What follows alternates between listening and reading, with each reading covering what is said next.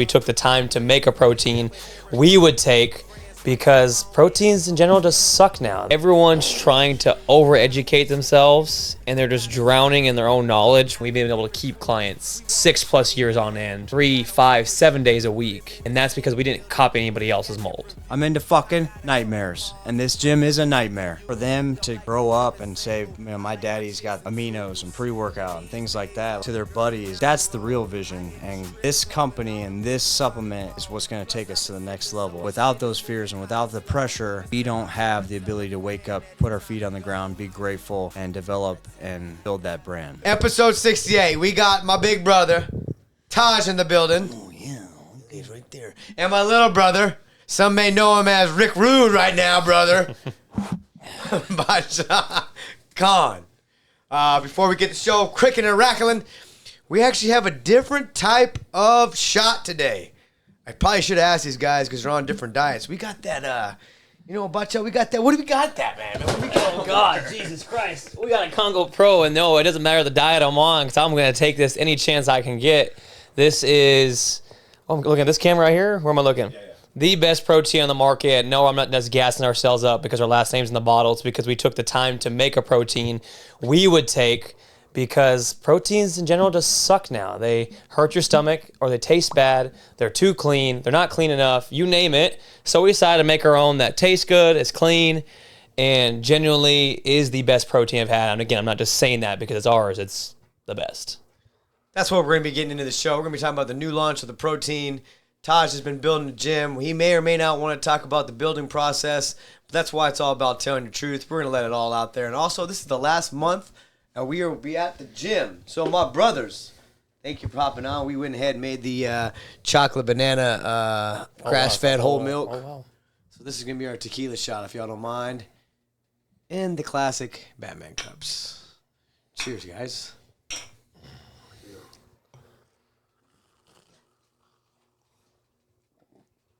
Oh, yeah. Damn, it's good. Tastes like frozen hot chocolate. Maybe that's why I named it that. You put Reese's in there or something? Not at all. What's the crunchiness to it? That chocolate? What's that, cocoa? Oh, nice. How do you Good. say that? Cacao. Cacao. Very good. You could have just did the whole thing and did the milk mustache, and you would have had a perfect. It's all right. Save it for another day. Y'all are just down in it, so I'm gonna go down it too with you. Yeah, That is very good. it's really good. Okay. Sartaj, how do you feel about that one? I'm a little confused. Got a Batman cup with Superman shirt. Don't know how to act right now. And the Washington Bullets. Does that mean LeBron's going to Washington? No. I have every snapback to match every outfit possible. So there's that. Your fingernails aren't painted? Any of you guys? No? No, but they did put him on the cover of Madden doing this and telling kids that's the new standard. The only one that I allow to paint his nails is Dennis Rodman. So we're going to put that poll right there. Should men in the sports other than Dennis Rodman be able to paint their fingernails, especially playing football? And I started watching the 30 for 30 last night on Dennis Rodman, and you really understand why he does what he does. So, anyone interested in Rodman's life, go ahead and check that out. You're going to learn a lot about him. And Hulk Hogan, because Hulk Hogan was with Rodman, and Hulk Hogan's got the documentary on the Netflix that you should watch. And as you can tell, Hulkamania and Congo-mania is running wild. And honestly, this show is going to be about these two guys, because like I said, it's about giving love and flowers. Bhadshah has been doing so much for KHANGO Supps, and the leader of the brains behind all the business, behind the KHANGO Supps, and behind the gym building process. So I think to kick it off today, guys, but maybe let's go ahead and start with the protein, what went behind the protein process, the hiccups, the trials, the errors, and then finally being able to get the launch going. Okay. Probably let the big guy lead because he did it all back here. Okay, so basically, when we started these supplements, I'm going to bump this mic up a little bit. So when we started the supplements, something I really learned early on was a lot of manufacturers and people in this business express like taking your time and do whatever you can to not get to protein. And so I took that advice, and they say that because getting it to taste good, the cost, it weighs more to ship, blah, blah, blah. And it didn't seem right that every night when I was making my protein shake that I was using some other brand and using some other company. And to me, protein's been a staple in our life and diet and our lifestyle since early college days. And when you get into lifting and exercise and YouTube and watching this and all these documentaries, that's basically the number one product that these guys are going to is supplementing protein. And the vision was replacing that protein that I have every night with our own. And now that we had a actual line, it made sense to bring it to fruition. And with the protein, I was really particular because basically that's like our first food product almost, like actual calorie consumption and protein consumption. And with my diet being a little more strict than the average person and very ingredient based, it was something I was real particular on, and making sure we didn't have a product that was filled with junk and gums and all this other stuff, where I'm a little more lenient on the pre-workout and the aminos, because that is quick hitting and I just need something to taste good and the formula to be great. Quick pub on the diet. I get a lot of questions about the diet. So, Aaron, we need to run a clip. Put Sartaj Bhadshah up here. He may or may not have some special things coming up with that, but the guy's the data too now. He's more ripped and in shape. If you're interested in the diet, this is the way. Yeah, I'm currently working on an app that is kind of a hybrid in between AI mixed with an actual app that would correlate my diet, and it would come along with pictures and basically credits to ask it questions and learn more about it. So integrating AI and the diet. But we're still working on that with my best friend from college, Cake. He is left his career and ventured and really fully into the AI development for companies and brands, and this is a favor he's been doing for me because he has now switched his diet over to Sartaj Bhadshah and transformed from Fat Dad Cake to Good Dad Cake. Two pictures right here, Aaron. Fat Dad Cake, Fit Dad Cake. Okay, where else was I going? We're talking about the protein. Protein, taste. Okay, so taking other people's products. basically, real quick is, I kind of got sick of Food choice too. This is having someone else's, and then I was particular on the ingredients, and we'd come across ones that tasted really good and the ingredients were terrible, or vice versa. I'd go for a super clean one and just be unhappy with the taste. And that's kind of where I was like, okay, if I do this protein thing, I'm going to take my time, get the ingredients right, study the sweeteners, study what we need, what's going to take to get the fewest ingredients possible with the best taste possible. And, so have it, we had the big slip up with Santa Sangria. I see it sitting over here. And that manufacturer basically was trying to make right for their mistake. And they pitched to me to do a protein, and I basically said, well, I've been scared to do protein. They say it's crazy cost, there's this, and they said, well, let's run some numbers. This is what we'll do. What would you like in it? And they first threw us a crazy, stupid formula with a bunch of stuff, and I basically said, no, I got to have it like this. So I gave 2 or 3 brands that I liked but didn't taste great, and I said, what can we do? And they came back, and the price was way more reasonable than I thought. The units were right on target of what we were doing with the pre's and the aminos. And so I product tested for Bhadshah, over a year. Over a year. Yeah. And I took my time, didn't really tell anybody about it. And I think this was one of the few products that I was basically the final say on the protein, because I took it so much, and I basically wanted to take it, see how my stomach interacted, how the sweetness was, how it was with milk, how it was with water, how it was in a shake, how it was with, all scenarios that are going to come up where you're going to take a protein.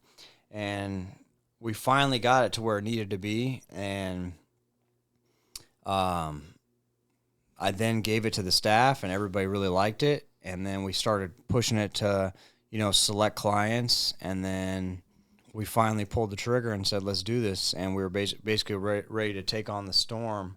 And, when you get into the protein world, just like the other supplements, you're now competing with the best of the best and every company known to man, because now you're also competing with random companies that are in grocery stores versus just sports supplements. And here we are today with what we feel is the best protein, and we're just a small company, and that's what we're fighting, is having full faith in our product and just growing it the right way.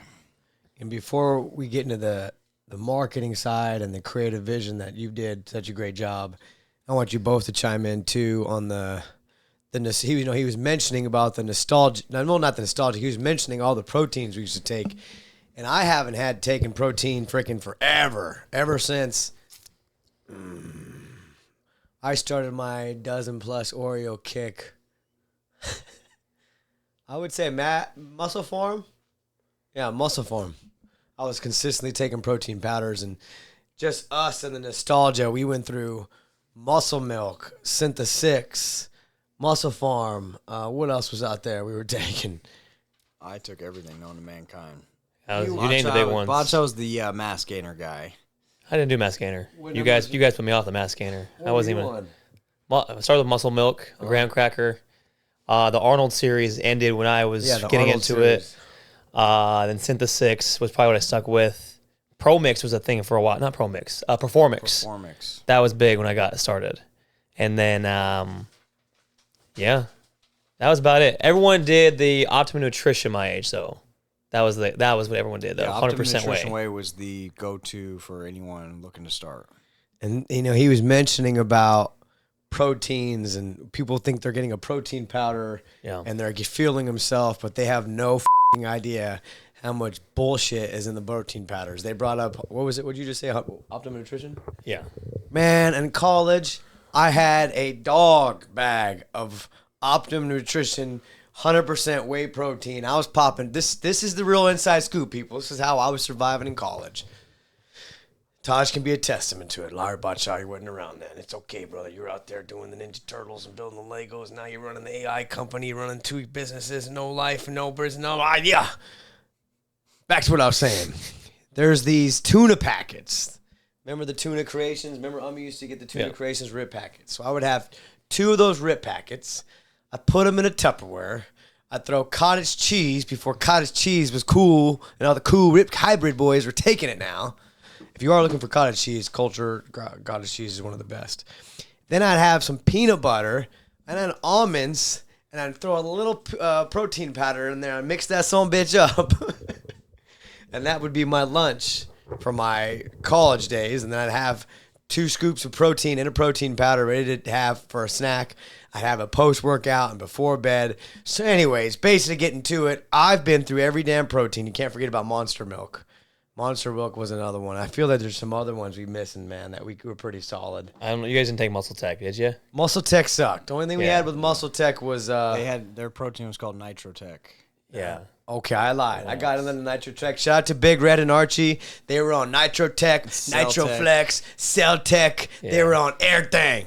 But now that we have our own company, it really goes to show you the bullshit that's behind it and why I had so much gut issues. Bro, I was passing gas in class all the time, and I couldn't figure it out. Might have been from the tuna, but it's definitely from the protein powders. And also, the primalness of where we're at now in the world. Everybody's got these bags and these quick sacks, all the little stuff. Back when we were taking protein powders and these Synth6s and Ronnie Coleman's, you used to have a big old bucket. Especially that Synth6 one, the big old round red. Yeah. Stick your hand in there. So we're bringing back protein powders that really matter. We didn't do bags.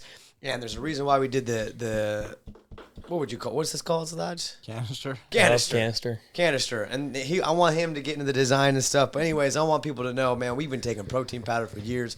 I stopped taking them because it was messing my gut up. Then he got in the whole trend of the grass-fed stuff, and now you got into that stuff. I was like, man, I ain't having protein until I have my own. So now I got my own. Childhood dream is near. He helped build the goddamn thing, and now he's the power of the marketing behind it. And how did you guys come up with this vision that we are have the whole grass fed on here, the cow vision and the AI that you're creating, and why I feel like we're ahead of the curve, and we have just still have not yet gotten the recognition for what we're doing before somebody else takes the vibe. Yeah, so a couple touch points on that is like you mentioned the tub, you mentioned the time it took to make this, and everyone said not to do it, right? And it's not going to be good for your business, or it doesn't make sense to do a tub because it's more expensive. And I think that just goes to like optimization culture in general. I think we're pretty well sound. We're anti-optimization, but we have soul. We know what we like, and we made it, and we took our time. Other brands rush their products, don't take their time.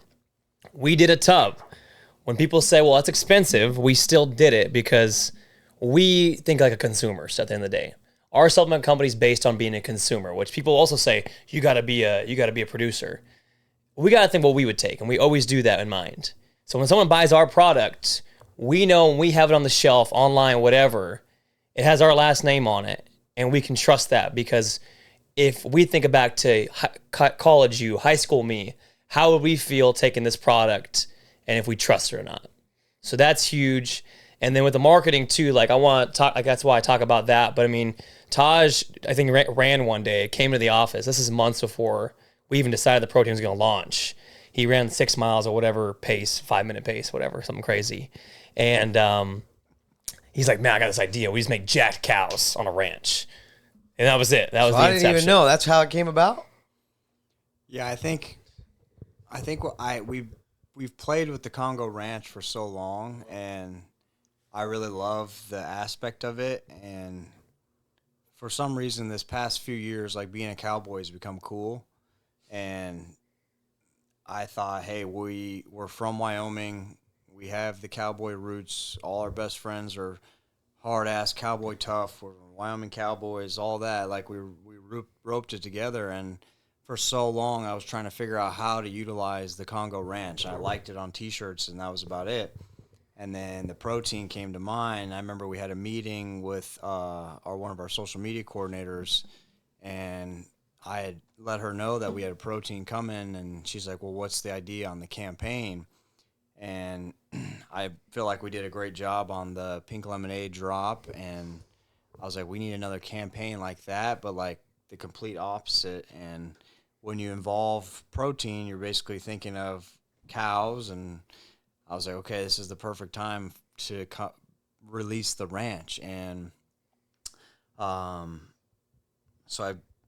I don't know how the cow idea came to mind, but I was like, let's have the workers be the actual cows and the animals, and that is Congo Ranch, and that is where our factory is Congo Ranch, and the other supplements are made in the jungle, and this is basically the complete opposite, being the ranch. And it was finally a way to bring our cowboy roots into the supplement line. So just that brand integration along with still staying true. So now that's where we took it to the next level, is like, okay, you have the Congo Ranch, but how do you get it out?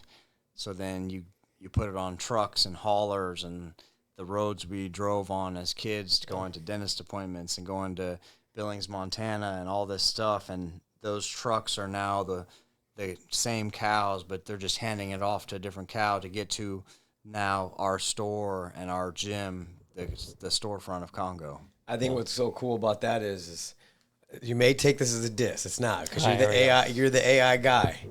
It's just like he's running, getting the runner's high, coming up with the creative idea, the human way. So he's taking the human way and applying it to the robotic AI way. Yeah, hold on. I'm going to stop you there, though. And then this guy takes it and puts it in the new world. Yeah, but that's not what AI is. It's not like it's put into a thing and it just pops out. At Daily and Black, results aren't just numbers. Their lives changed. Based out of Houston and serving clients across multiple states, their firm has built its name on standing up to the biggest insurance companies in the country and winning.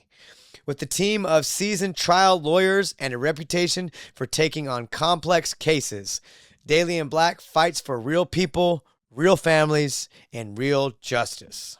I understand that, but I'm just saying.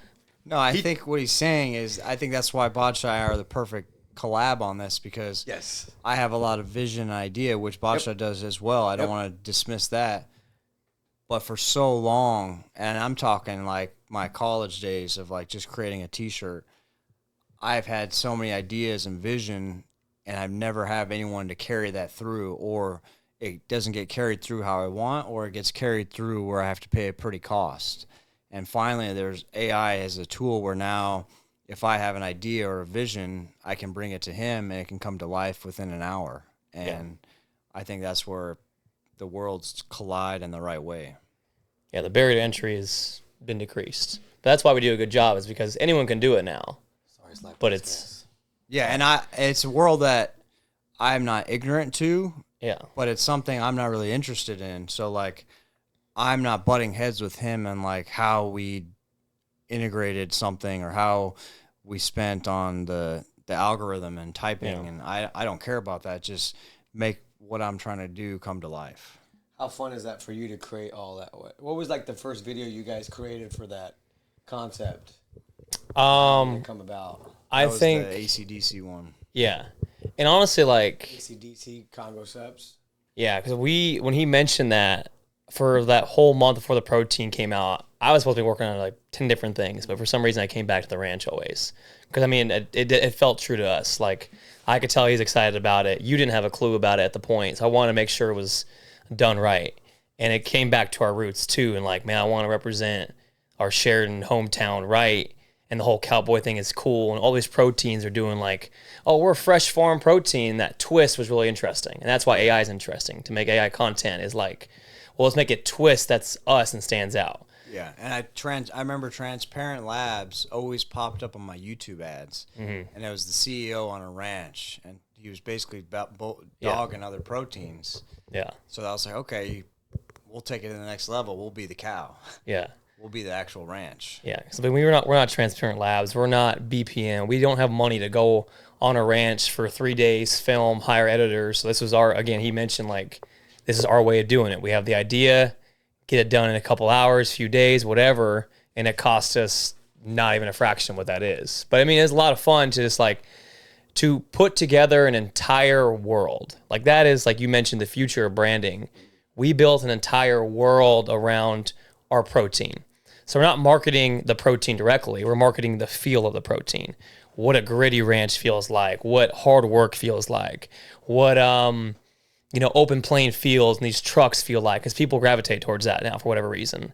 And so now you mix that with these characters that seem larger than life, with these cows, make them look realistic, not just like cartoons. Yeah, these ain't no hybrid cows either, man. It's just fun. And we did it differently too, because we did that first video with AC/DC, and we kind of went different with like 5 to 10 second world building teasers. So we would do Congo Ranch entrance sign, 5 seconds. We would do a cow working in the field, 5 to 10 seconds. And each post was like a snippet of that world being built. And if a viewer were to scroll down our feed, they would see like, oh, whoa, what is this? Oh, and this cow is now in the kitchen making a smoothie. Now he's out in the field. It's a whole world built underneath our brand. And off of your guys' creative vision, right? Yeah. And that's important. I want people to understand is like, he said it too. We don't have we're not going out to some content creator telling us this idea, oh, this is going to get this clickbait. This is going to be that. It's these guys literally feeling it, going with what they like, what they don't like, and plugging and chugging and creating a real world. We're not following a blueprint to success. We're not following, I know you have all these access to these things, but Gary Vee is not telling us, oh, we need to do this in order to get this. All these big time companies aren't telling us, hey, run it like this, and this is how you're going to get. And that's our advantage. We don't have any investor, anyone pointing fingers saying, you can't do it this way. It's a conversation between us saying, we can do whatever the we want. And if it works, great. If it doesn't work, so what? And then who knows, maybe 2-3 years in the line, that people look back on that and be like, oh my gosh, that was ahead of its time. And now we see the other big brands we're competing with doing the same thing. I mean, it's already happened. Like we had the gorilla influencer last year, and then brands like Kane had a gorilla person. So like, it's not going anywhere. And with, his vision, your vision, my vision to combine together, that's what separates us. Because anyone can do it now. But it's like, how can we make it us and stand out? And there's no blueprint for that. And that's the exciting part. We can make it whatever movie, series, however we want to represent us. We have a ranch under our name, technically. We have a mob land universe of action stars underneath my name. You're the Desert Kingpin. What else do we do? We have a Jack Santa under our belt. Like, there's nothing we can't do that doesn't tie back to the brand now. And that can just expand us so far and reach so many different people that wouldn't ever consider even buying a supplement in the first place. I think that goes back to the importance of when people are asking, how do you build a brand or how do you have a successful brand? I remember from the very beginning, is it on this one, Sartaj? Yeah, it is on this one. So your mission statement or our mission statement, we have the training, we have the lunging and the running, the 3 sectors, that he came up with and we all agreed on. And it's kind of crazy how those sectors have really worked organically in our business in creating the Supps and what we're kind of creating now. And it just goes back to like what 2010 was when we started Congo Warriors and what that led to. So sometimes your ideas just smack you right in the face and it trickles down and it works into other businesses. And I think it's just cool that we have those 3 sectors, and here we are talking about sectors and the ranch and what we have access to in our childhood. Also, who's the fine female cow I just noticed lately? Where'd she come from? That's Taj's idea. That's Rosie the Rump. Rosie the Rump. Yeah, Rosie. We got names for the other ones too, or what? Yeah. Okay, I want the Mortal Kombat style. If we can pull this off, I want the characters here. Bhadshah, go. I'm trying to go off my head. You 2 guys go off. This is good for me because, again, I'm blessed. These guys creating this thing. I'm just pushing, promoting, loving what we're creating. But if you haven't seen the content, you're not following the page. We are ahead of the curve, and we're doing epic stuff that's our childhood, and we just fucking love what we do. We love what we're doing. And Congo Wild is really in the wild, and we have our own ranch. What was the girl's name again? Oh my god, remember her. Go ahead, you can pull up the list. I'm going to try to go off the top of my head. Come on, Brad Pitt. Let's see hold on, what you got. You think of it, but I want to go back to him talking about the sectors thing. Okay. So, like, when I did this, I kind of knew I was ahead of the curve, and I knew this hybrid thing was taking off, and this was 2 years ago now. So I basically said, on our supplements, I'm going to prove that this is meant for hybrid athletes and people doing multiple stuff. And you look down the line, there's not one company that's going to show training, lunging, running. And we take the hybrid to the next level. So these hybrid people call themselves guys that train and guys that run. So we had the 3rd sector. I fuck with you, Sly. We don't with that shit either, man. I hope we had that little clip that had a sound, had a hit. Woo! You may have to go take one, Sly. That one stank. So we had the 3rd sector, which is the lunging. So I put that on the label to show that our products are integrated to handle all 3 sectors, and each sector has a logo to it where it's our training is the OG gorilla, and then the lunging is the ram. We did that, goes back to the roots of Wyoming, the rams, the button the heads. We drove ram trucks, and then the running is from Jurassic Park when the raptors were like, man, we need an animal that's gonna fucking run like crazy, and everybody's initial instinct is put a cheetah on it. And I remember I just watched one of the Jurassic Parks with the purple or blue raptors, and I was like, man, these things are like caged up. They got the mask on, then they unleash them. I was like, man, when Dose and I are out there running, we feel like raptors, where we're just kind of going crazy, and other people are working on these slow runs and etc. So that's where those 3 sectors come from, and I wanted to make sure that was on the label, so some random person who doesn't know us will read that and know, okay, these guys train, they lunge, and they run, which all 3 is part of what we do on some point in that week or every day is it's getting done. And it's been like that since 2018, 19. You just freaking gave me a marketing idea. I didn't even think of that. This is actually a very, very great idea. Never thought of that. See, that's why I got to have a team of people. He even sold me on my own product. I'm like, damn, if I was training for a High Rocks event, I saw this product in the store, I would grab it. Damn, great idea for the sectors. Bhadshah, characters. Characters, off the top of the head. Rosie the Rump, T-Bone Tommy, Fresh Fades Filet, Ribeye Ronnie. That's pretty good, Bhadshah. There's 3 more. ChatGPT did not create these names. No, correct? he just made a list one day. I thought of the idea and I came up with the names within 10 minutes. There's Wagyu Chuck. There was what was the Longhorn's name? The Texas Longhorn. Yeah, the Longhorn Super Primal. Yeah, what was the name? And then there was Smokestack. That was the guy with the trench coat. You got them all. And then Prime Riggins was the Longhorn. Yeah. Yeah, that's not ChatGPT there. Okay, so basically the concept of the cows and the ranch. So basically all this stuff comes from childhood movies and things that I watched or Dose and I watched as kids, and that's where these ideas come from. And there was this movie called Small Soldiers, and basically the toys become the actual soldiers in real life. So that's where kind of the cows become the ranchers in real life. And I remember in Small Soldiers, there was these jack soldiers, and they all had unique names. So then you combine the ranch and the cowboys, and one of the big movies in the Westerns is Magnificent Seven. So we didn't dive into the characters as much as we want. We were on this kind of weird timeline. We didn't know when the pro team was going to launch. So I wanted to get into more character development, but then it also came to the point, it's like, okay, are we putting too many videos out and teasing too much? So I have the note back in April 2026, April 9th. I told Bhadshah, I said we should do Prolific 7, like Small Soldiers, G.I. Joe style, but keep them more cowboy than soldiers. How about like Magnificent 7? And then I came up with the names, and all the names were basically like a cut of meat or steaks with a unique name.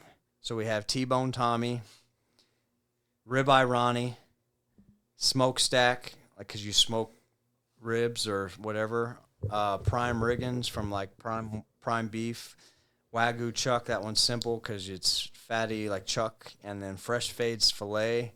That was just a unique character where I was like, okay, let's get one guy kind of goofy where he's got a haircut, and I put a haircut like House Party. And then we basically said we needed a woman, so we said Rosie the Rump. Said the one girl cow with a juicy booty. I literally saw Rosie the Rump. I was like, damn. And that's the Magnificent 7 cows of Congo Ranch. Yeah. You took that and you spin it and you created it and put it in the system? Yeah. I think it's in the cloud after that? No, it's a process. So I mean, how it works is he'll come up with the ideas. Now it goes to like if you're actually making a movie. So the characters, how do we develop them? You gotta get the characters right. And character consistency with AI is really hard. Like that's why people suck at it because they can't get characters right. So you develop like a whole character sheet. Like it's a sheet that has 8 images of that same character looks the same, and then that use that sheet to then you make different videos. You take that image to like a scene. The scene's a picture. The picture gives you a 2-second output, and you just clip together these like 2-second outputs. But it takes hundreds of prompts to get like a good picture. When you're making something like that, Yeah. are you seeing the vision in your head too, and you're creating it? Oh yeah. So it's coming to you as you're going. So you're Yeah. basically literally the producer of your own movie. Yeah, it's like you're playing producer. You can storyboard it or you can just go on the fly. And like there's so much stuff we didn't use, and Aaron, I can even just screen record this or send it to you, or I can even put it on the camera. But like Taj said, we wanted to go deeper into what we were doing. Is that something you guys will eventually do with this protein? You'll take it to those characters, or is this? I mean, maybe if we have more resources and time, but like I think part of it too is we gotta show our faces more. Like we don't want it to be just AI. Yeah. So we gotta have a good mix, and there's only so much we can do. So you need the demolition man to come in. Yeah, come on. But I mean, this whole thing is Did folders. I get the movie right at least? It's folders, and there's the characters here. I don't know if you can see it. And then there's hundreds and hundreds and hundreds of pictures and videos that we didn't even use for it yet. So we'll break those out one day. With you guys tell you're testing stuff. Did you ever do something, or you had an idea and you guys posted it and it flopped, or did you get the clicks that you're wanting, or did you ever have like, okay, we learned from this mistake, we're not going to go this route, or is it? Yeah, I think a lot of it is it's hit or miss. You don't know what's going to happen, and with our following being so small, and that's what the tough thing is. Like we have such good content and such good videos. It just sucks that it doesn't get seen by so many. And then, like you look back at the Pink Lemonade drop, like some of that was so good that people missed it. We're like, we've gained followers that haven't gone back and looked at what we did. It's kind of like Drake making the EDM music before it was. So, but if some of these bigger companies were to do what we did, Yeah. their videos would be all over, and like there'd be articles about so and so company does this to unveil new protein, like, which is cool. Like we don't need that recognition right now, so it's all about part of the growth, and it's gonna keep happening. So we'll keep. I mean, we got some new stuff cooking right now, and some new products that'll be here in July, August. So we gotta have a new campaign already. So you'll see that. Maybe that blows up too. So No, it's in time. We got to talk about it more. That's why the podcast is good. Thanks, man. Yeah. I hope it helps. You both mentioned the pink lemonade. Are we almost out of that thing, or what's going There's on like here, two guys? left, right? yeah, by the time this thing's out, they'll be sold out. So we just want to thank everybody for buying that product. It was my favorite product. What was your favorite Warrior? Was it pink lemonade? It's probably Glacier. Still Glacier, huh? I think Fruit Punch. So that's a good one right here. We're going to put it on the live on the Instagram. What is your favorite Congo Warrior supplement flavor? And what flavor would you like to see next? We already have it next. But I think it's cool. Also, sangria. Sangria. Are we out of that too? Yeah, that's sold out. These are all good things, and I think it's for the listener out there. Like, yes, we are selling. We're doing a great job, but I want to let it be known, like we aren't making money off of this. We're taking what is earned and we're putting it right back into the company to come out with the protein or come out with new flavors. And we've learned that certain things didn't pop like we thought, or flavor-wise they didn't thought, and like, so we have, we're going to have a couple flavors that are going to be discontinued, and because expiration dates are coming and certain things like our pineapple pre-workout for some reason just didn't hit. And we have a lot of inventory of that, and basically once it expires, we're going to be done with it. And God willing, we keep growing and we get so popular that those orders go right back up, and then we just hit the reorder button, and then pineapple's back. We're going to bring in some new flavors this coming year and see what happens with those and how people like them. And I think you see, like, every new flavor we've brought has evolved, and you look at how we brought in pink lemonade, and it's been our best seller. You brought in the sangria, it's been our best seller. And I've really learned that something that works is just having a unique name on the flavor versus a simple name really helps it.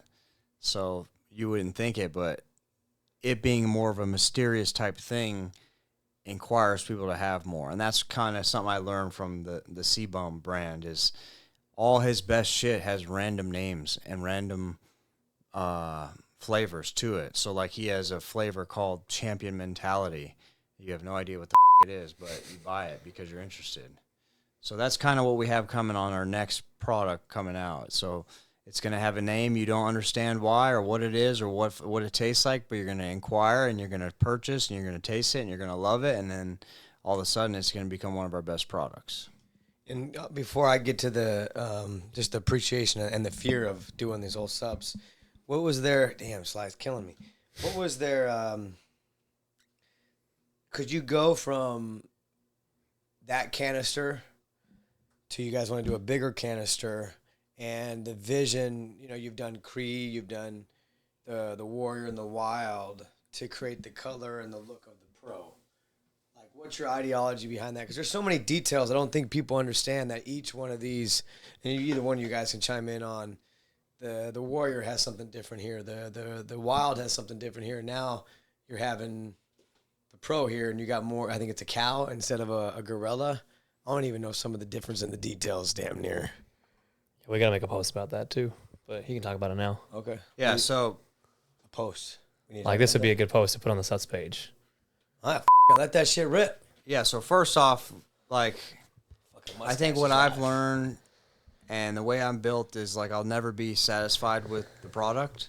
And Bhadshah was there, like, right when I unveiled it from the box, I wasn't really happy with it because there's little things to this product that this new manufacturer still didn't get right, and we will get work fixed on the next one, just like how the pre-workout, they put the short handle scoop and like little things I've discussed before on this podcast, and like our struggles of the sangria. But like, just being truthfully honest on this one is they made a tub that was too big for the serving, so people and the consumer think they're getting gypped when they're not getting gypped, because it's based on serving size and weight and not how full a canister is. So that was the first thing, is I wasn't happy with when you open it, people think it's empty. So on the next run, we're going to put it into a little smaller canister where it feels a little more full. And then if you look here, there's this dead space on the label that eats me alive, because the manufacturer didn't tell the label guy the right size, and he just goes off of what they're told, and there's dead space on the label where we could have utilized more space to put more marketing about the product being healthier and cleaner and whatever. And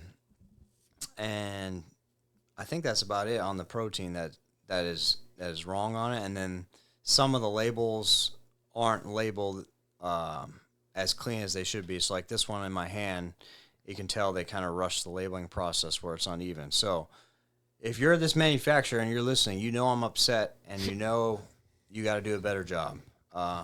Otherwise, the other manufacturer has reached out, and they have given me protein flavors, and they want to compete with you. And that's what happens when you have a good product and a good following, is you have manufacturers competing with each other to give you the best product with the best price. And that's what we're doing. Cream always rises to the top. Yeah, the best. Yeah. And then going back to the flavors, just like how I kind of said, like we didn't want to do just chocolate or just vanilla, and that's why it's like the uniqueness in the name. And then when I first tried it, the chocolate specifically, it tasted like a Wendy's Frosty, and I couldn't rip off Wendy's name or Frosty, so the closest thing to that is a frozen hot chocolate. And then the vanilla tasted really a lot more like a cupcake than just like vanilla ice cream, so that's where we come up with the vanilla cupcake. And then if you keep looking at the label, you're going to see the little stuff that, I mean, this label was reiterated like 4 or 5 times, where we didn't have the gluten testing done. So I know our sister Halima's got a lot of gut issues, and my mother-in-law has like celiac, and she can't have gluten. So I was like, man, we got to make sure this thing is gluten-free. So we paid extra for gluten testing, and I put the gluten-free badge on there. And then grass-fed protein we had to put on there to let the consumer know it was grass-fed. And there's a whole world about grass-fed protein that I had to learn about, how nothing's ever 100% grass-fed. And it's all about, like, getting it as real as possible. And then anyone can say grass-fed, and it's 10% grass-fed versus whatever. So we have a good source of grass-fed protein. And then... From the ranch, right? From the ranch. And Frozen. I think what Doe's talking about is on the instruction portion. So every product on our instruction portion, and it's something so little that people don't really see, but like every icon on every product's different. So when I came up with the protein, you look at Warrior and you look at Wild, and everything's about like go for it or recover, build, and then protein was like, okay, what do you do when you drink a protein? You're feeding. So we put the gorilla at the dinner table with a fork and knife on the handkerchief on his chest. That's it. And then label wise on the color, we went with that because I have a personal like to the golds and the tans because my love for CU, and then like with Coach Prime and all that taken off, I thought that was a good time to insert more of a neutral color where everything else we have is very bright. And so like protein felt the more like ranch, tans, creams, all that. You know, and with the ingredients, when you guys separate yourselves, and you were just at a couple things for you. You were just at a running event, and the subprimalness of what's going on with fitness and why we're important to bring this stuff back. And you guys can go back and forth too on the very minimal ingredients and why our protein is legitimately one of the best proteins to get compared to these other proteins that are saying or they're super healthy, or I go back, I'm a little bit more aggressive. It's more of the brand whores. They see something, they endorse it. They, like he said, the grass fed, and it's not really that great of a product. So what was it behind the ingredients that you guys were like, okay, we need to be this, this, and this in order to make sure we're the best to do it? And also, I want you to talk about just, being a rep, always representing us and doing all that from there. Were you a part of the ingredients and stuff? He was mainly he mainly did all the sweeteners and ingredients and all that for this one.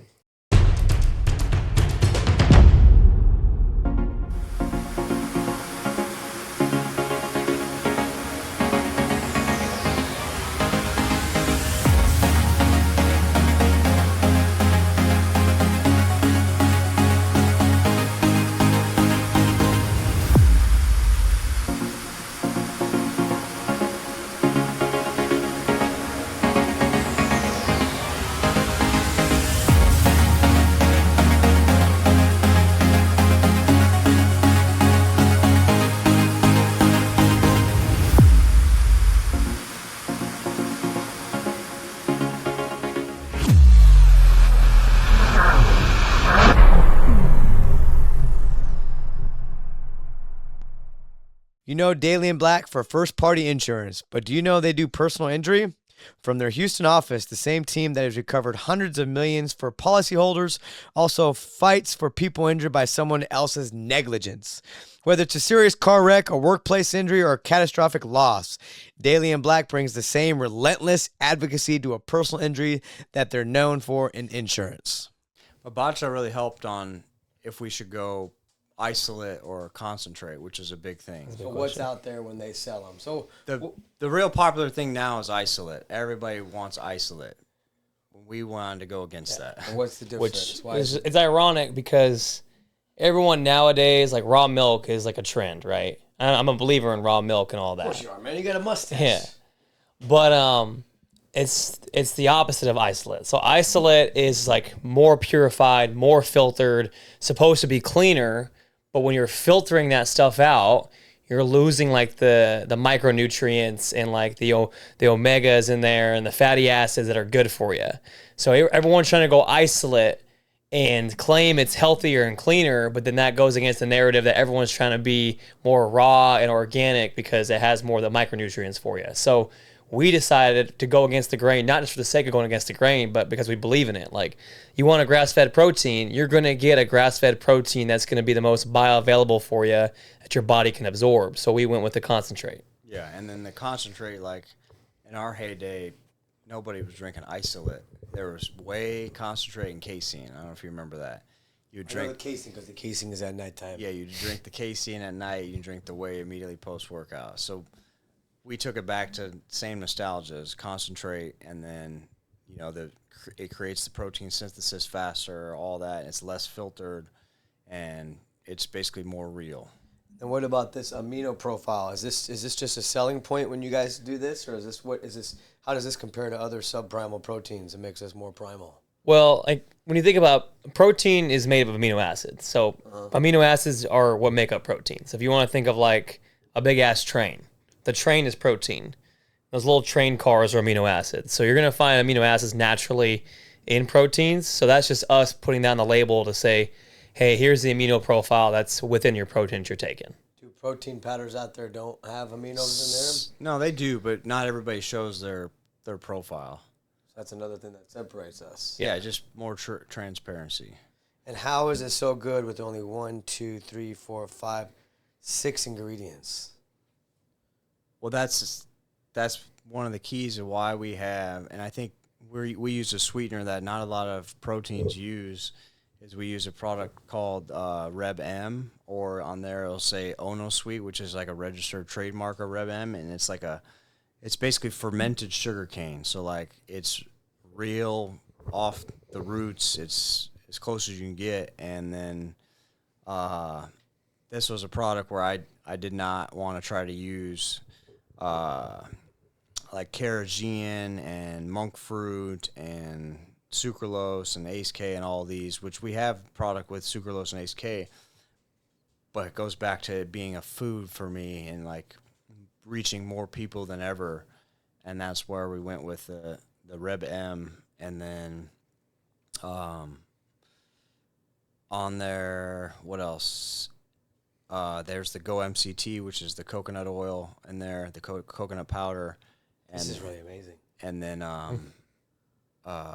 you're going to have natural flavors. People are very against it nowadays, but it's a thing, and it's real, and the best shit's going to have natural flavors.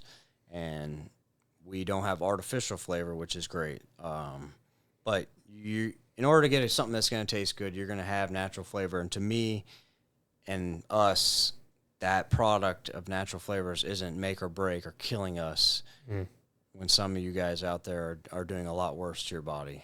And it's just a product. Natural flavors is something more mysterious, and people get spooked by it, so they stay away from it. But at the end of the day, we know the base consumer wants something that mixes good, tastes great, and that's what we have. Damn. Dose is still trying to learn how to read.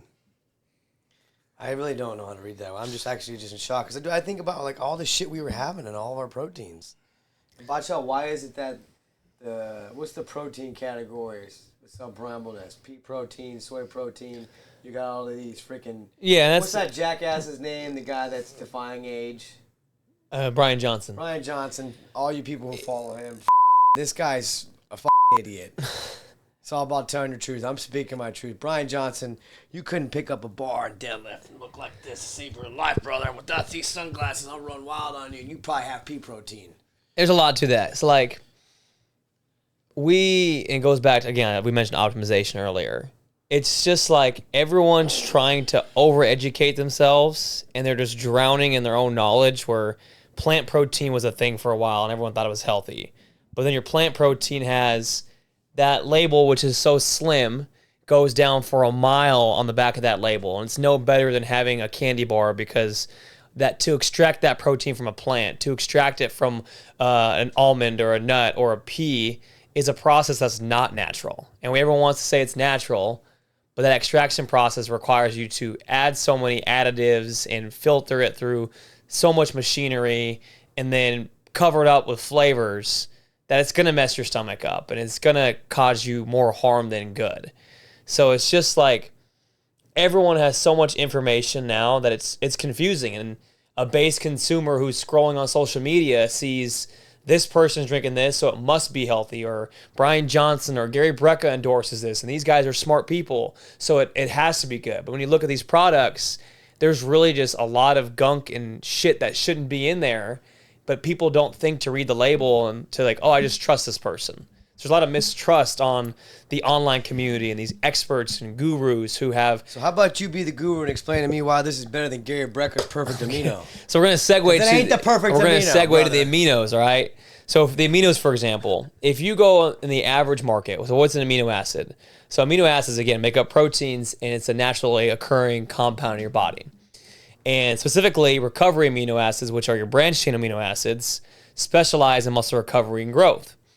And most products will have a total of like 2 to 5 grams of that, okay? Ours has 8 grams of BCAAs. And on top of that, there's an argument people say, well, BCAAs don't work. That's somewhat true, but it only works in the presence of essential amino acids. So again, like, this is a lot of information for the normal consumer to take in. So someone who's really smart, like Brian Johnson or these Gary Brecka people, can say, well, it has this, this, and this, and highlight things, but leave information out. So you need branched chain amino acids. You need essential amino acids because your body does not produce them naturally, but you need to consume them. And at a high level, most of these supplements will put it like a low dosage, like 2 grams total. We have 8 grams plus the essentials, plus glutamine, which drives your recovery through the roof, plus electrolytes. You're not buying a separate $60, $70 electrolyte pouch. It's combined in one. And a lot of these electrolyte products too, again, they go overboard. I think Element was popular for a while. I'm not sure if it still is. It has 1,000 milligrams of sodium in there. And unless you're running an ultra marathon, you don't need that much in a scoop. So this was us seeing how much misinformation is on the market, how overly marketed supplements are, and what you actually need at an affordable cost for your body to recover, perform, and taste good. I think what we have that people really get lost on is there's the end that is ingredient whores, and they're like overanalyzing a label, and then there's the people who really don't even care. So I think we're on that fine line of both where, hey, we have a great family name, cool branding, and the formulas are going to hit, because that's basically number one is formula and taste, and we combine all that. And you can pinpoint and nick and find things that are wrong with our label for sure, like the sucralose, this and this, and like every product's going to have that at some point. But I think we do very good baseline.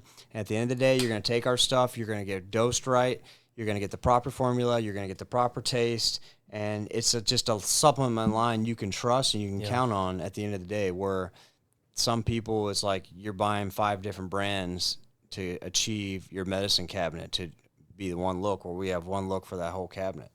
And I think it's an idea of, like, I've been thinking a lot about lately is, like, why haven't we taken off yet? And I think it's because we do it right. We don't fear-monger people into taking our product. You have these extremes, like you said, the super chemically, like, we have to watch out for everything and put ourselves in a vacuum, otherwise it's going to kill us. And then you have the people who are like, this is just fucking awesome, and it's filled with everything you don't want to take. Yeah. And people want, I don't want to say people, they are swaying people one way or the other, versus, like, we lay in this perfect line in the gray area of, like, this has it all, and it doesn't choose one side or the other. It encompasses everything. Yeah. And it's hard to, we're going to do it, but, like, to promote that. But I think that's our unique angle, and what makes us, it's ironic, is AI, like, we're human. Like, it's just, it is what it is. It's not, it's analyzed, but it's not overanalyzed where it's just, like, destroying the nature of the product for no reason, or trying to fearmonger people into taking a product because it's going to make you live longer or kill you. It's just what our experiences are with decades of experience, knowing supplements, what we take, what we've seen, understanding consumer trends, all bottled in one. And that doesn't lie on one side or the other. It's just what we know. What's your ultimate... Got some grass fed. Sorry, dog. Squeaked him out. What's your ultimate vision for the KHANGO Supps? The dream goal, the end goal. Is there an end goal? What is it? Yeah, I think I would love our product and our supplement company to be, up there with the best, and something where we run into the issue where we're having trouble finding storage and warehouses, and it's the go-to, and we developed a line where we're going to have stick packs, and we're going to have stuff in grocery stores and gas stations, and, getting it to NSS level for athletes and certain sectors of that. And at the end of the day, like, the synergy of that, and then the current new gym, and this thing actually providing for the whole family and the generations of the family were, and I know Dose talks about it all the time, and how he says sell for 2 point whatever billion or whatever. 2.3. I don't view it that way, because me as one of the owners is like, nah, this thing's gonna be so good, you can't get me to sell it, and I want this forever, and I want to have this in my family and my name for so long, where it's making 2.3 billion rather than someone taking it for 2.3. Oh yeah, bro, he went over the head on that one. And like, it's special to me because my boys are in here, and they're pretty young, but they see Daddy mixing their creatine and protein, and it's so funny because I watched that video of C-Bomb, and everybody's going viral because his daughter's helping her mix his creatine. I'm like, okay, I do that with my kids, and so, like, for them to, grow up and say, my daddy's got aminos and pre-workout and things like that, like, to their buddies, and then they become high school kids or junior high kids, and we're in there training these kids in the weight room, and, like, that's the real vision, and getting it where Bhadshah is living a comfortable life in a house, and you are where you need to be, and Halima's where she needs to be, and everybody's where they need to be, because this company and this supplement is what's going to take us to the next level. And the gym will be great, but we can only make X amount. We can only train X amount of hours and do so many different things to register. But this is a product, and it's an industry that's still, at the end of the day, oversaturated, but dying at the same time. So it's like, supplements are kind of cool and supplements aren't, where Bhadshah, like, you just were at events. Some people don't really take stuff or know what it is. And then, like, I watch these lifters, and they're making this stuff, so, like, it's always going to be around. There's always going to be stuff where we need to take, and at the end of the day, it's products that we are staples of our lives, and to get through our day to day and our careers, we need this shit. So they're like, it's a full synergy. And, you know, I think we really got to keep evolving the product. And, you know, we don't know the future of fitness and health, like what will be trending and what won't be, but which is why our line of products is the standards, is like creatine, protein, pre-workout aminos, stuff we can stand on, stuff that's not outside of our realm, or stuff that's not so like so localized to being this special pill or a GLP or whatever. This is shit that's lasted since the 70s when Arnold was competing for Olympia. He was taking a protein shake after his workout. So that's where I see it. Bhadshah, what about you? Yeah, I mean, he said the synergy is huge. It's true to us. Like, it may not take off year 1, 2, 3, but it's so true to us, and other brands don't do this, that it just, the potential's unlimited for 5, 10 years in a line, because there's no fakeness to it. It's like the gym. We train hard. We train in your face. We, you know, like things at a high level, and that's what this is. There's no other brand that has a whole ass gym in their family name and then has a supplement to back that up at the same time. It just allows a huge opportunity of growth for us with a whole new gym that's going to be the spot. Like, how I see this is, and Taj has done a really good job building this gym out, it's about to be sick, is like Gold's Gym in Venice is where all the bodybuilders go to. But this new era of fitness is weird. Like, you had Alpha Land where a lot of the new age bodybuilders went to, but there's like we bash on the hybrid athlete, but just like people who train our style, like athletic, functional, strength, all of that, this new era of fitness, which is just training. There's no special hybrid. Where do they go to? What's their destination spot? Well, gotta fly to Houston, go to Congo. That's the place to be. And then on top of that, if they can't come to Houston, how does the brand represent itself outside of that? Well, I'm going to order some KHANGO Supps because these guys train like maniacs. They recover. They're not on any testosterone or any exogenous supplements outside of that. They just take this stuff. And it's true. We're not lying to you. And it's just a representation of us, the brand, work and go, because we do things at a high standard. I have no reason not to believe that KHANGO gyms, where everyone wants to come to, and KHANGO Supps embodies what we show in the real world to get out to people who can't make it to the gym. Yeah, and I think that's where we got to do a better job as a company of not trying to attack so many people's lifestyles where, you know, like we make fun of certain things, but at the same time, that's where it's hard because we're a gym and we're a supplement company. So, like, we can't just eliminate a consumer based on some shit we talked. So, like, sure, we make fun of the high rocks and things like that, but that shit's hot right now. So we got to make sure these people that are in it still dig and rock with us. And then going back to like what the previous question is, like, I truly feel what Muscle Farm had, and me and you really know it, that's where I want this thing to be. And we just don't f it up like Corey and Brad did. And they had everything, man. They had it everywhere. They had the top athletes. They had the branding. They had the look. And, you know, a lot of our inspiration comes from that and what Corey had. And, you know, and he's personally told us some of the battles and things and areas he went wrong. And I think if we can get to that level and just not make some of those same mistakes, that's where I want this thing to be, is I want to be at that peak level that he was at. And I don't think we'll get to where, you know, those guys were still young and a lot of investors and partying and jet setting and things like that. We don't have those worries because that life is over for us. So that's where I truly see it, and I want it to be on that level. And that's all respect to what Muscle Farm was and what it had and to what Corey had. And that's, you know, the stories we've personally heard and how they are on their own thing now. But I think that was the pinnacle of what a supplement company could really be, because no one's really touched that level right now.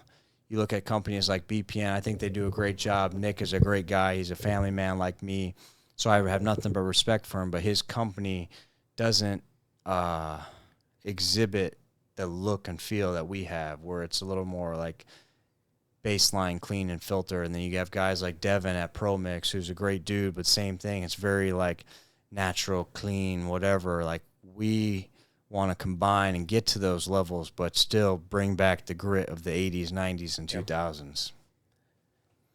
Yeah, there's a couple things there I want to talk about.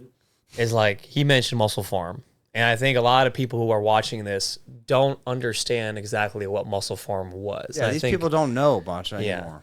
Yeah. I think it's good for us, like, just let them know. I think we can even want to make a post about it. But, like, from my knowledge, because I came later in the muscle form era, muscle form in the 2010, 11, 12 era, to me, how I looked at it was the Nike of everything. And I know Nike's had its fall off, but, like, you think of the Nike, Kobe, KD, LeBron era when they had their signature series. It was like top of the top. And it was doing things that supplement companies weren't supposed to be doing. They were part of the UFC and the biggest sponsor thing of the UFC before the UFC blew up to what it is today. And I think that is the goal, to bring a supplement company to be that. And then I go back to optimization. I think you mentioned like 70s, 80s style with the branding. There's too many brands now, and we've gotten, I think in general, society is just trying to be clean, aesthetic, and it just looks stale. And everyone's afraid to take a risk to look different. And ironically, with AI, everyone's saying AI is copy and paste, but when we do it, it's not, because that bottle's in your face, but it still looks good. It has personality. We all have our own personalities. And that's why I think BPN, Pro Mix, they're cool, but it's almost like they're very similar. There's like, it's the same feel, look of it all. And for us to stand out, it's us. It's like, it's different because we love the 80s. We respect the 80s. We love where the future's going. We pay homage to what's happening now and to the past. And like, we're not afraid to take the risks or look different.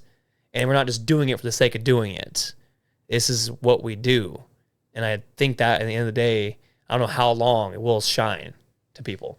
Yeah, and I think what I love about that too, and I think you're right, Sartaj. I would say, yeah, Muscle Farm. I think that might have been the last, maybe Prime, because Prime's got the endorsements with the WWE but Prime is kind of like it's the RTDs. It's not the kind of what that was, and you know, I think right where it fell off is when Corey and them, they did the Arnold series. It was, what was it he told us? It was awesome marketing. It was awesome everything. But why did something like that fail? What went behind that again?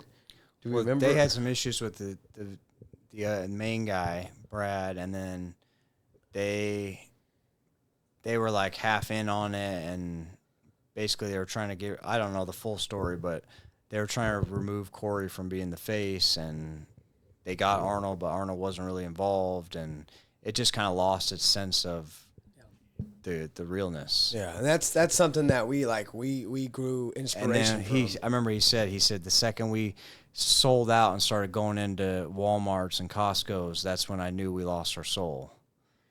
Well, I better take your advice, Corey. That $2.3 billion may not be selling, but shit. But a lot of that inspo has come from those people before us, and you know, you were mentioning the problems. Like, we didn't just start this and think we were going to be perfect because other people did this, and this. Like, you've gone through the hiccups. You know where we f***ed up. We know where we let the consumer down, and it's a learning process. And I'm very proud of both you guys. I still want that energy drink. That ain't gonna stop. Yeah, the KHANGO is coming. Also, TikTok Shop. You're watching this. We gotta get on TikTok Shop. I don't know why you're not letting us online, but we gotta get on there. You're holding us back. Do we need to make a call, or what's going on? I don't here? know, but we could use President Trump on this one. I swear to God. He's not a big I TikTok think, guy. honestly, like, if we get on, because TikTok Shop, it sells They've products. denied us over and over and over. And it blows up brands like crazy based on, like, a single post. Like, if you want to talk about opportunity of a lifetime, it lies on TikTok Shop. But they won't let us on for some reason. They don't think we're legit enough. But you got companies from China getting on the TikTok Shop, and we're not. I don't know why. He's at a loss of words right now. He's working on getting the UFC event squared away and attending the Knicks game. Knicks and sweeping in the Spurs. But no, it's an honor, guys. You guys are doing a great job. Also, you know, big shout out to those other companies that have inspired us. Yeah. Corey, you were one of them. You know, we're out here kicking and rolling. So thank you for all the help and inspiration and motivation to become the best that we can be. And, you know, you're striving on your end, doing your stuff. And also the Arnold stuff, it's cool and all, but momentous. But come on, Arnold.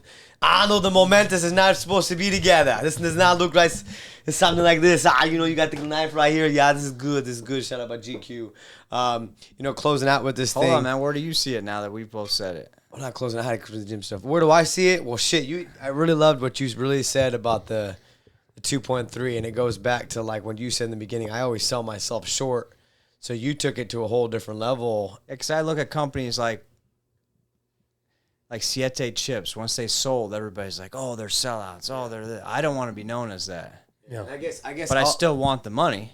Yeah, and I guess that's where like me and you were on the same page because you mentioned a better life for Bhadshah, Halima, Ummi, and taking care of all these people, and that's why in my head I thought 2.3 billion, and boom, we take care of things, we cut everybody off, and then we can ride in the sunset. But like, because then we lose the consumer of like, okay, we supported these guys from day one, and now they left. You also can sell a portion of it and keep ownership. I think that what was his name? The Smart Sweets guy did a good job with that. I don't even want to sell if that's the case. We can. Yeah, do. Max sour strips. Yeah, I mean, because Todd always says you have to build to sell. Todd Patterson's a really smart attorney we train.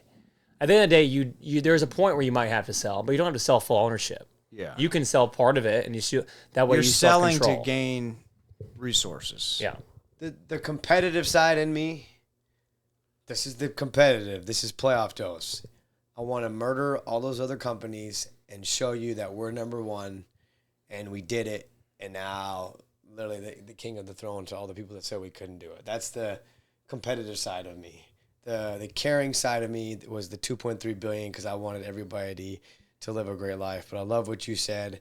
And honestly, if we can do that and just continue, I guess that goes back to talks that I have with these billionaires and these millionaires and clients of ours is like, I guess you really, truly don't ever stop, especially when you actually love what you're doing and you have a passion about it. It's like, dude, you both worked at GNC. Like, you both worked at GNC. We stole supplements from there. We tried everything. And now we're sitting here with our own. So I'm going to piggyback off what you said, and I'm going to manifest that even more.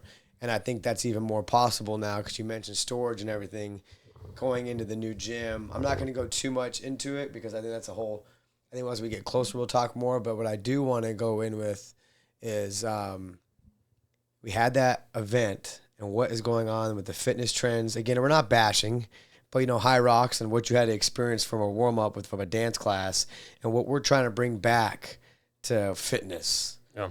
Like, we got to fix this whole fitness trend, and then I just want you to chime in the gyms. There's just a little bit of the design process, Sartaj, of what you've had to do, and, we send stuff to each other all the time, and I made a post about not all gyms are the same. You're starting to see a lot of cookie-cutter stuff via, again, High Rocks. Every High Rocks gym or High Rocks affiliate gym is looking just like one another. So, yeah, what happened at the thing, man? Why are we doing dance-offs for warm-ups? It's tricky because on one end, it's good because it's getting people who wouldn't work out a day in their lives to get out and work out. So when we went, the run club was supposed to start at 9. We were a vendor at a run club. And we get there, we're an hour in, and there's just a dance party going in the middle, and no one's even running yet.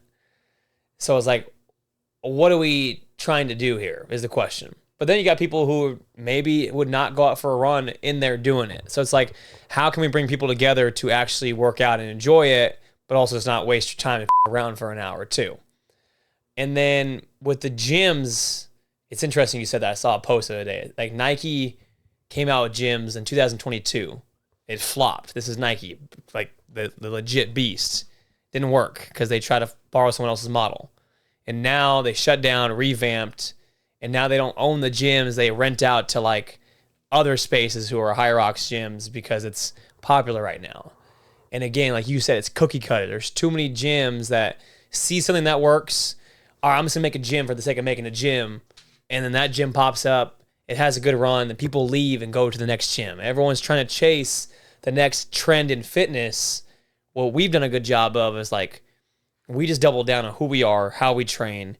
And retention's the biggest key in running any gym, I feel like. And we've been able to keep clients 6+ years on end, 3, 5, 7 days a week.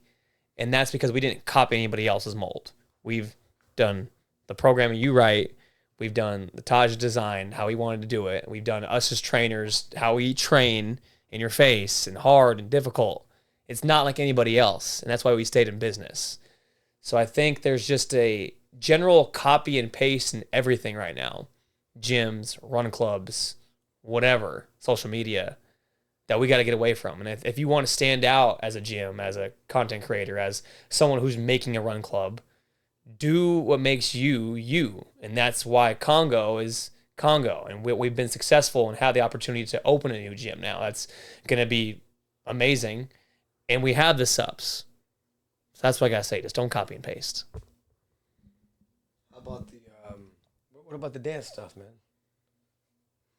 Again, if it gets you out, cool. Like, I don't have a problem. If you were going to sit in your ass on a Saturday morning, go Sorry, ahead. dude, I gotta come step in. We're not doing no dance warm-ups. You want a real warm-up, shout out to the Anaka Run Club. Shali, you're the one that hooked us up with all this. But next time, let us run the warm-up. We're not gonna do a dance-off. We're gonna warm you up properly. You want to be a hybrid, you want to run, you want to do your run club, we're gonna give you an athletic warm-up. We're gonna do some glute activation. We're gonna do some CNS. Yes, I talk a little science every now and then. I'm not just meat and bones and freaking just raw grit. I know my shit what I'm talking about. So you know what? I think we're going to do our own run little shebang. Shebang. Iceman. But you guys have been doing a great job with that. Also, shout out Nando. Nando's out there freaking the Mexican cartel KHANGO Supps salesman. He's not selling drugs. He's selling a different kind of drugs. With the gym stuff, getting back to the build-outs. I don't want you to go too in-depth because we're going to save that for like a real, I want the world to know the process you went through. But like, what is the stuff that you're seeing, Sartaj and Bhadshah, you can chime into, the fad that everybody is going, or why we're legitimately different? I think when it comes, I guess, the design portion of gyms, I think people really want to play it safe, and they see what's the word I'm looking for? I guess like a model, and that they go after that model, but they just want their own version of that model. And a lot of the times you're going to see the same thing where it's all black everything, some hex lights or halo lights, and white super graphics. And that is literally the safe route, and it's just people saying, okay, I want that, but let's put this name on it. Or, I want it just like that, but let me put this name on it. Whereas we are very different, which our first gym was the complete opposite, where we're like, let's make it bright, white, and colorful, and nostalgic. So you see that, and then I think with this new gym, you're going to see a combination of what we have currently, and then you're going to actually see a little more, I don't want to say too much, you're going to see a little more grit in it. So you at the wall grid, or you're going to see some like some components where it's like you feel like you're back in Wyoming working, you know, like some grit where it's not so bright and white and cartoonish, where we're truly combining the world that we created and then developing some more hard work nostalgia. Bhadshah, anything with the gyms that are similar, or what you see out in your social media world? Yeah, I just think that the copy and paste is huge. And, you know, we sell energy, right? We always come back to this idea of like our energy, but like the gym is energy. And like the Gunner always says, like, you're not selling fitness, you're selling energy. And I think that starts from how you walk into the door and you're like, oh shit, this is where we're at. And I think to have that grit, which you talk about, and when you're working out, you're looking up and you see a certain design or you see a certain texture and you feel like you're somewhere that's not a gym. I think that's an element that has been lost. It's an art that's been lost in the gym. Okay, because again, black turf, hex lights, like that doesn't motivate people. But when you walk in, you see something you have never seen before, which you're going to see a lot of that. It's a whole game changer. And even like, it's just felt. You don't have to see it. Like you walk in and you're just like, this is where you got to work. And I'm ready to work. And then, you know, closing this thing out, guys, I think we all have our own fears, and we don't, sometimes people look at us, which we are, we're relentless warriors, but, you know, you have your own life that you deal with of juggling balance and business, Sartaj Bhadshah. You have your own life. As far as the word fear, does it apply to you right now and what you're trying to accomplish and achieve? And if it does, how are you persevering and pushing beyond that? I know I go back to the basketball analogies, Braun trying to get that first title, or, you know, freaking poor Charles Barkley couldn't get that championship ring. What's your fear right now in this next part of your life? You know, you guys just launched aminos, a new flavor, a protein. You're about to build a new gym. You're going into different creations of AI. Do you have any fears going on right now? Go ahead, Bhadshah. Yeah, I mean, there's a natural thing of fear, but like, there's a natural sense I think we all have is like, no matter what happens, it's gonna be okay. Like, if we flop on this gym for whatever reason, I highly doubt it. But like, we're gonna be okay because we are the like warriors and like we have our ups and downs. But we know at the end of the day we can pull it together. What can we do to get out of this hole? What can we do to do this? It's like no matter. I think I have an understanding of life. Like shit just happens, and like that is okay. That is the point of life, and you're gonna have good times, bad times. You might be scared of something, and it may not happen. So like, why worry of what if something happens? Just tackle it as it goes. And I think if you just roll with the punches, just roll with it, and see how you can rally through ups and downs. There's just an overwhelming sense over the fear that just it's all gonna be okay. Very good. As a dad, multiple gym business owners, dad of 2, building something. What about you? I think there's obviously plenty of fears, but the fear is what keeps you going, and the fear of the finances and the numbers and the oh shit moments. Like without those, then the complacency exists, and which I think this is a good time we can do a little video about how we are still accepting donations / gifts for the KHANGO 2.0. So some people think the donations are over. Some people don't like how we proposed this. And I just want to set the record straight. This is a platform for people to try to help us. People have asked, and there's been plenty of people who have donated, and we are still asking for help. If you knew the numbers that I know, any help will help, and it doesn't have to be with the perks that we described. If you do not want to be on the donation plaque, or you don't want, or if you need a tax write-off, we'll take any form of acceptance, and we can keep you to the side, and you don't have to do that. But we need all the help we can get. There's been change orders. There's been things that we didn't expect.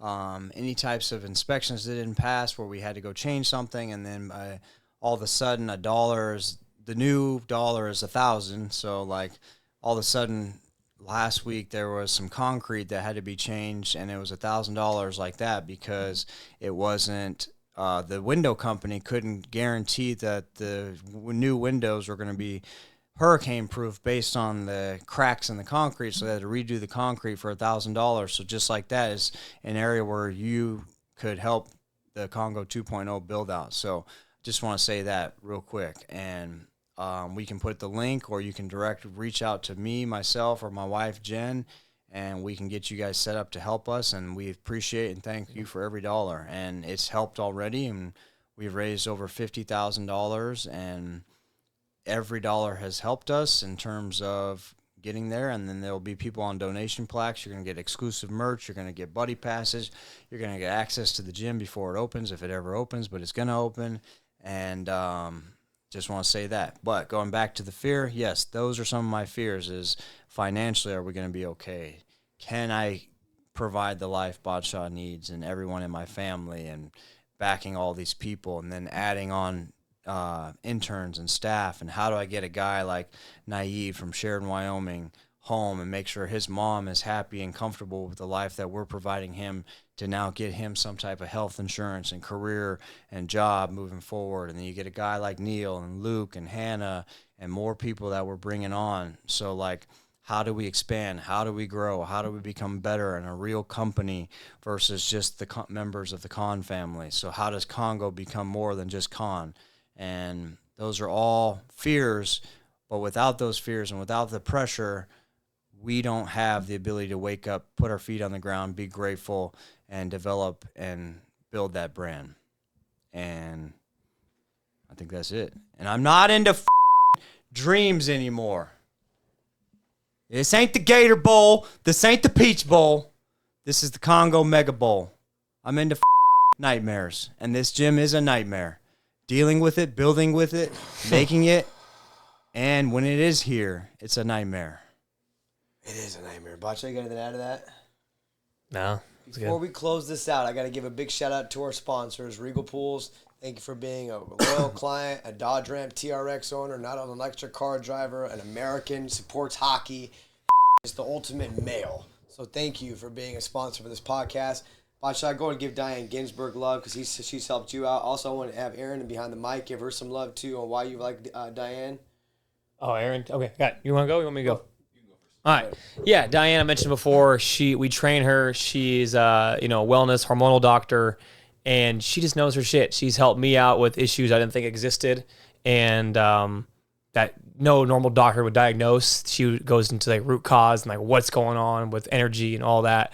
Helped Halim out with gut health problems that seem like they're incurable, but yeah, she's really smart at what she does. In a world full of doctors saying they are gurus and everything, she's actually the one that knows her shit. Very nice. Aaron? She's recently helped you out with some stuff too, correct? Yeah, she just looked at my blood panel, and like it was real quick. She just gave me 20, 30 minutes, and she's helped with inflammation and gut health too. But she, like Bhadshah said, she can really, just for 20, 30 minutes, she was like identified stuff that I was like, oh yeah, my dad has that, and so she's great. And then she's a sponsor of the show. Awesome. Get your fiber in, people. Don't underestimate that fiber intake. All that tallow you're eating. With the cholesterol, brother. That's why you need that fiber. I don't know. These guys drink cholesterol right here at the booze. They are hitting that Metamucil at night, though. Like that thing right there. Also, a big shout out to Daily and Black. If you are in need of a lawyer or accident specialist, they are the ones. I've been to multiple routes the other way. It did not work. John Black, the man himself, is the guru. His team is the best. They are urgent. They get on it, and they'll get your case settled and taken care of. We are actually in debate for the last sponsor. We have Chastain Ford. Oh, no. Helfman Dodge, brother. And Fertitta Chevrolet, don't be scared to chime in here. Oh, forgot about you there, Fertitta Chevrolet. So we have a three-way battle, brother. Oh, yeah, three-way. I think we should kind of set up a tables, ladders, and chairs match at the new gym. The first person to climb up the hill, do a versus climber sprint, come back down, push the sled, and go back to the squat rack and do X amount of pull-ups. We'll get the belt to be the Daily Dose sponsor. Yeah, I like that Fertitta comment. And he talked about nightmares. My brother, my older brother, my younger brother, Bhadshah Qurban Khan, Sartaj Raja Khan, Firdose Sharif Khan, brothers in a business together. For all you people out there watching, we're warriors, which is why we love Rambo. They drew first blood, we didn't. However, we got the knife now that you stabbed us in the back with 7 times. So keep liking, subscribing, and sharing. And I'm going to got 2 more words for you, but it looks like Bhadshah's got something to say. Bhadshah, you got nothing to say? You go lead it off. Slide, you got nothing to say? No, sir. No, sir. So you know who you are. And you know who the Khan family is, the KHAN, not the CON. So you better like, subscribe, share. And if you're not down with that, my brothers and I got 2 words for you. Suck it! Like, subscribe, share.